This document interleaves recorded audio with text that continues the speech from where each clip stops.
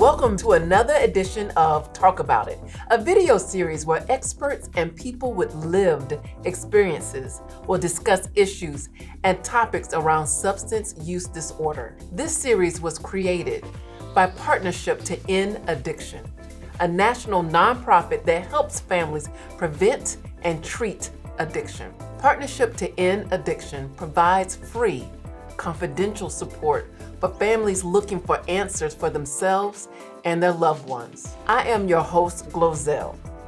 Today we will be discussing advocacy, the importance of and why behind it. Back with us today are Bill Williams. Bill Williams is a nationally recognized recovery advocate and host of the radio show Kingfisher Project. Bill started his advocacy efforts in 2012 after losing his son William at age 24. We also have Denise Mariano. Denise Mariano leads family support and advocacy at Partnership to End Addiction. Denise is also part of a family in recovery from addiction. We also have back Ryan Hampton. Ryan Hampton is a nationally recognized recovery advocate, author, and person in long-term recovery from addiction. First question.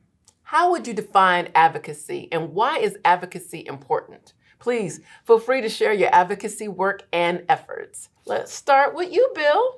Well, when I knew we were having this discussion, I went back and I looked up the word advocacy to see where it came from. It comes from a Latin word meaning to call. So our advocacy is a call to everybody about the issues surrounding substance use disorder, to alert them, to let them know, and to get help. And our call becomes a calling for some of us, so that we dedicate ourselves to spending a lot of time trying to reach people and trying to look for a better way of life, better solutions around substance use disorder. I love that you referenced it's a call, right? And for so many of us, it's a call to action. Advocacy is literally making, a case for a cause and building support. It means providing a voice for the community, and really destigmatizing through our voices and through our stories and through the great work that we do, substance use disorder and recovery. I would say to layer on top of Bill and Denise, who've been doing this work way longer than I have. But when I got into recovery in 2015, I didn't even know that advocacy was a thing when it came to substance use disorder, addiction, and overdose. I had no idea because of the prejudice and the stigma against people in recovery and families and people who are still struggling. But through my advocacy journey, which really started, not as a result of my own story of just a nightmare trying to find treatment and what happened to my family, but watching my friends die, I think we could look at any other major healthcare issue in this country and know that progress doesn't happen without people standing up and getting involved and speaking truth to power and demanding results. And that's really what advocacy, activism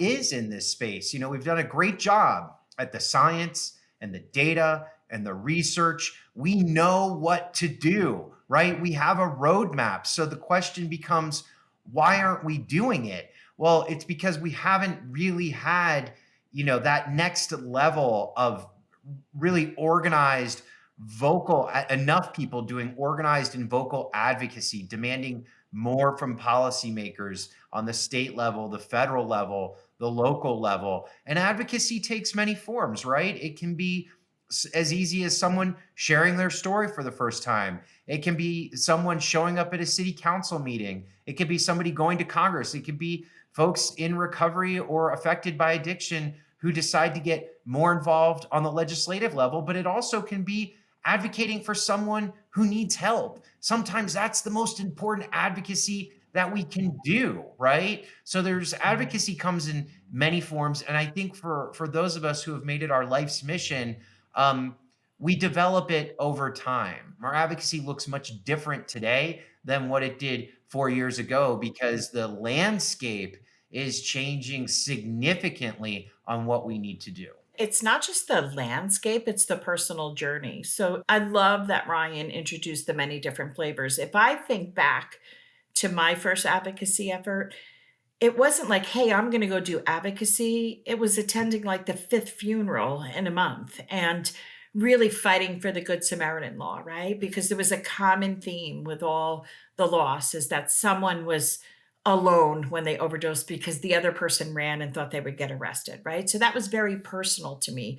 I didn't know I was doing advocacy. It was just personal to me and that I cared. And maybe it's like Brian said, it's just sharing your story, right? And that first time sharing your story is often, especially for families, the first time that they're finding the strength and the courage to just speak up, right? They're stigmatized and judged and shamed so often. It could be as small as that, and then working together, and then you build that advocacy. It's not my thing to be in the spotlight, but this isn't about me.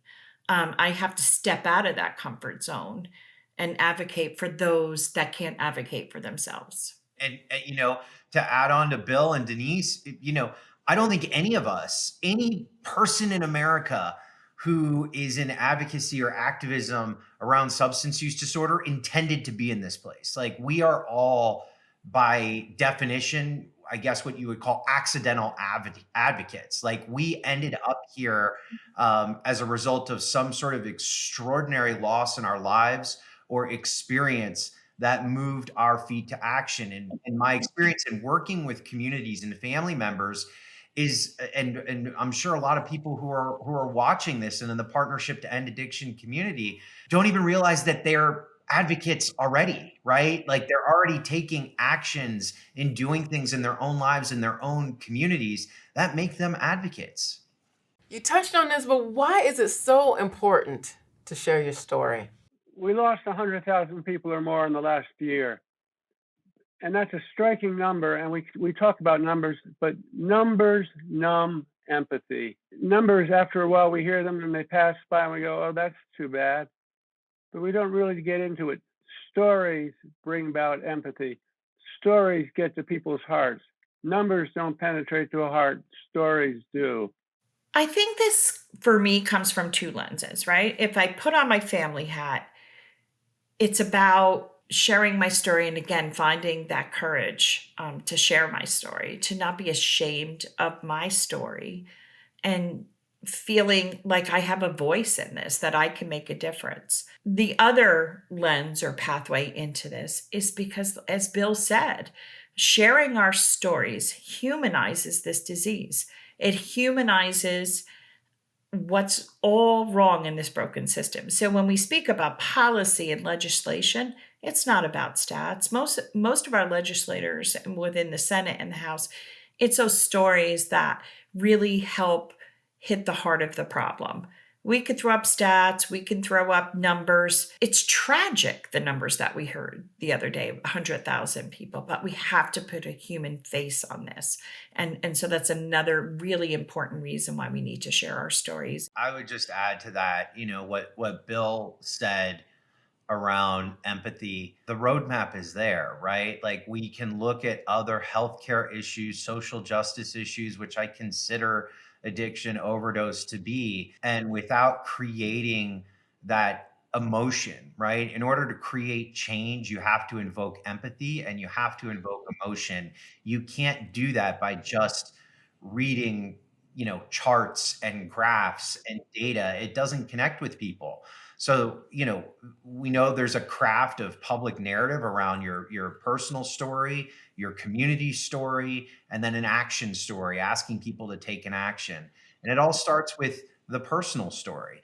But more important than that, right, is we still live in a time where not every single person has that ability to share their story, right? Family members are afraid, or there is a circumstance in their life that's not allowing them to break free to be able to have this conversation. People who are struggling are afraid because they could still lose their job, or there could be some negative impact towards them sharing their story. People in recovery are especially afraid because there's still a lot of systemic bias and prejudice against us in society. So if for no other reason, if you have the ability to share your story, do it for the next person who can't yet. Hopefully, one day when there's enough of us doing it, we'll be able to create that tidal wave where it's normalized to have this discussion. We still live in a society where family members, are stigmatized for talking about substance use disorder or the loss of a loved one or a family member struggling, a child struggling. People who use drugs are severely stigmatized if they share their experience. People in recovery can still lose their jobs or have negative impacts as a result of sharing their story. So it makes it that much important for us, those of us who can, and we are, becoming, I think, a larger and larger constituency to do it for those who can't. Our stories bring hope to others. When they hear our stories, they can say, you know what, that looks a lot like me and I don't feel so alone, right? So many times we're in isolation. And when we hear someone else's story and that story of hope, there's not a lot of hope out there until you become involved in the advocacy movement, right? Because you just don't know.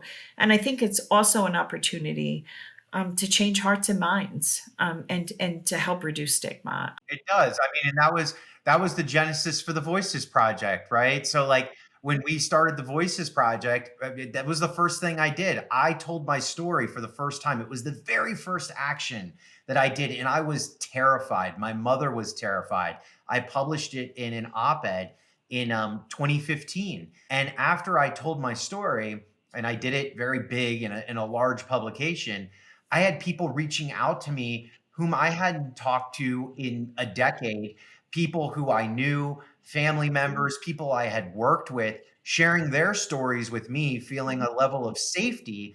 And then for my advocacy journey, after I shared my story, I wanted to know what was behind door 2, door 3, door 4. And it put me on this journey of what I like to call the journey of, what's next.